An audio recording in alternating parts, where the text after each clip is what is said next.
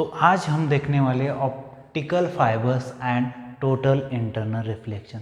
तो सबसे पहले ऑप्टिकल फाइबर देखते हैं। ऑप्टिकल फाइबर क्या होती है? एक ग्लास की केबल होती है जिससे लाइट ट्रांसफर होती है from one point two the another point.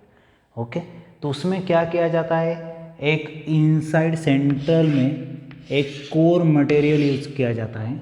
Okay, क्या किया जाता है? कोर मटेरियल यूज किया जाता है और उसके सराउंडिंग में एक क्लेडिंग मटेरियल यूज़ किया जाता है। जो मटेरियल यूज़ किया जाता है उसे क्या बोलते हैं हम? क्लेडिंग। उसकी रिफ्रैक्टिव इंडेक्स अभी के लिए मान लेते हैं n2, जो कोर की रिफ्रैक्टिव इंडेक्स है उसे n1, और दोनों मटेरियल ट्रांसपेरेंट होते हैं। आपको क्या याद रखना है? जो दोनों मटेरियल ऑप्टिकल फाइबर में यूज़ किए जा रहे हैं, दोनों मटेरियल ट्रांसपेरेंट होते हैं। और एक कंडीशन है, देखिए, जिसमें कोर की refractive index always greater than the refractive index of cladding. आपको और क्या याद रखना है? कि कोर की रिफ्रैक्टिव इंडेक्स ज़्यादा होगी as compared to the refractive index of cladding. और ये जो जिस फेनोमेना पे वर्क करता है, ये जो ऑप्टिकल फाइबर है, ये जिस फेनोमेना पे वर्क करता है उसे हम बोलते हैं टोटल इंटरनल रिफ्लेक्शन। जिस फेनोमेना पे ऑप्टिकल फाइबर वर्क करता है उसे हम बोलते हैं टोटल इंटरनल रिफ्लेक्शन। और इंफॉर्मेशन के लिए आपको बता देता हूँ, फाइबर ऑप्टिक्स, ओके, आपने वर्ड सुना होगा फाइबर ऑप्टिक्स। तो फाइबर ऑप्टिक्स क्या है? वो एक टेक्निक है जिसमें ऑप्टिकल फाइबर यूज़ किया जाता है। एक टेक्निक है जिसमें ऑप्टिकल फाइबर यूज़ किया जाता है।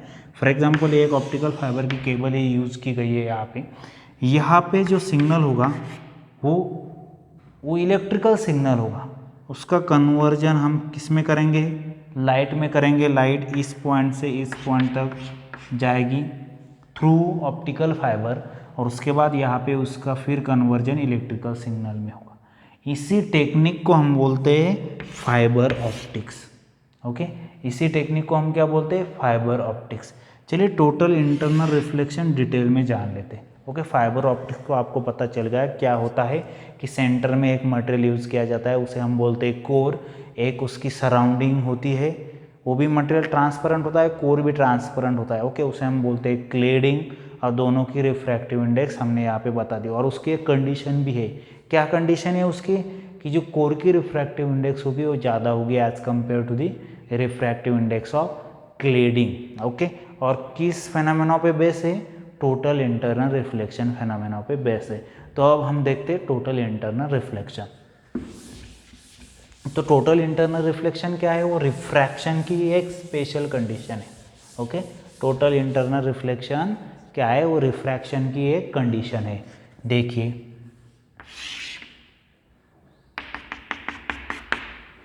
ये क्या है? नॉर्मल है। ओके, यहाँ पे होगा डेंसर मीडियम।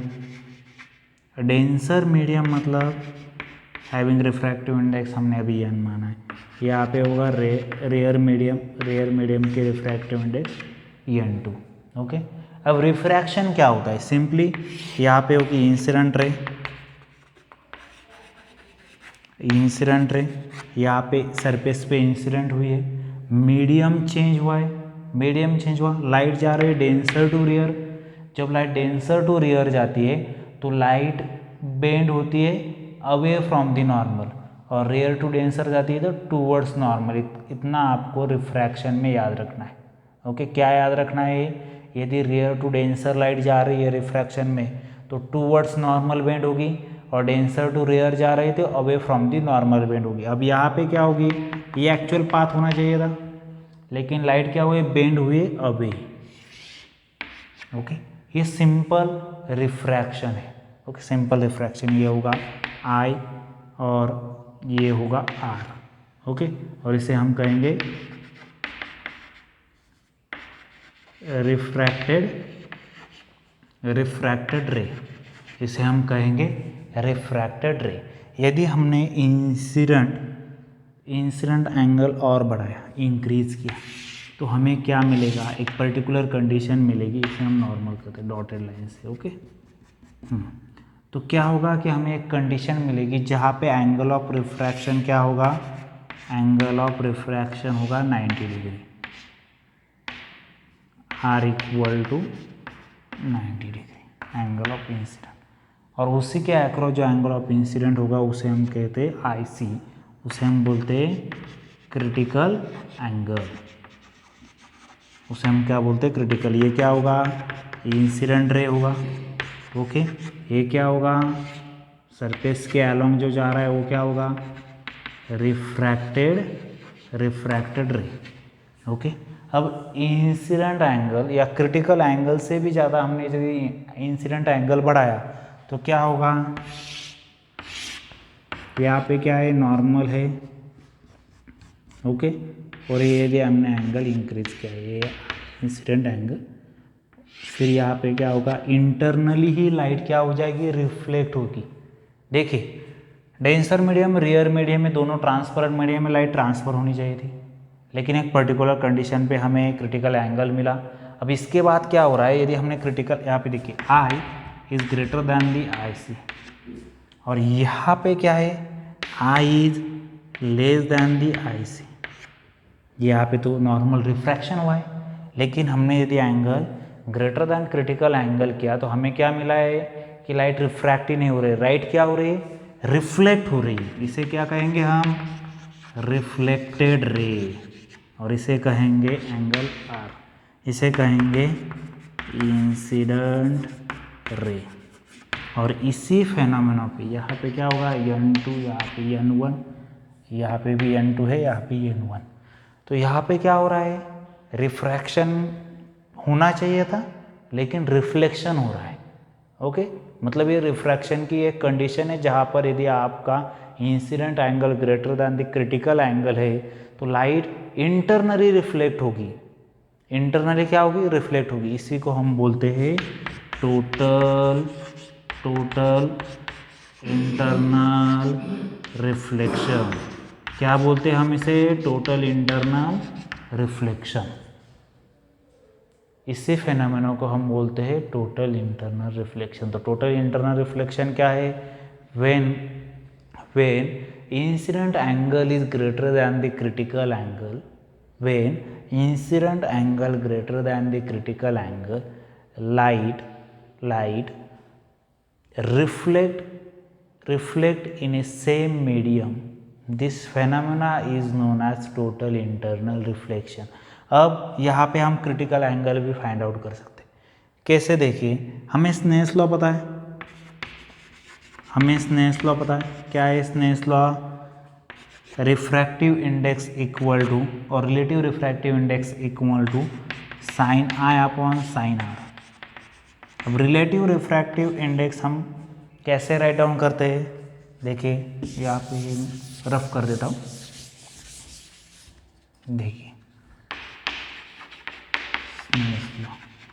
क्या है, relative refractive index equal to sine I upon sine r, ये सभी को पता है, लॉ ऑफ रिफ्रैक्शन में देखा हुआ है, okay. Relative refractive index mean refractive index of medium second upon refractive index of medium first. Refractive index of medium first है या फिर refractive index of medium second है, okay. Equal to sine I upon sine R. अब इस condition में I equal to क्या है, यहाँ पे आई सी है, तो आर इक्वल टू क्या है, 90 डिग्री। अब यहाँ पे देखिए n2 upon n1 equal to sine I C की, आई की जगह हम क्या राइट डाउन करने वाले, आई सी क्रिटिकल एंगल अपॉन साइन 90। अब साइन 90 सभी को पता है 1 है, ओके। साइन 90 यदि 1 है तो हमें क्या मिलेगा, यहाँ पे n2 upon n1 equal to sine I c, okay. तो क्रिटिकल एंगल यदि फाइंड आउट करना है तो नेचुरल साइन यहाँ पे जाएगा तो इनवर्स होगा, sine inverse n2 upon n1। तो ऐसे ही हम n2, तो इसी तरह से हम क्रिटिकल एंगल भी फाइंड आउट कर सकते हैं, उसका ये फॉर्मूला है, ओके। अब आपको पता चल गया है ऑप्टिकल फाइबर क्या है और टोटल इंटरनल रिफ्लेक्शन क्या होता है। थैंक्स।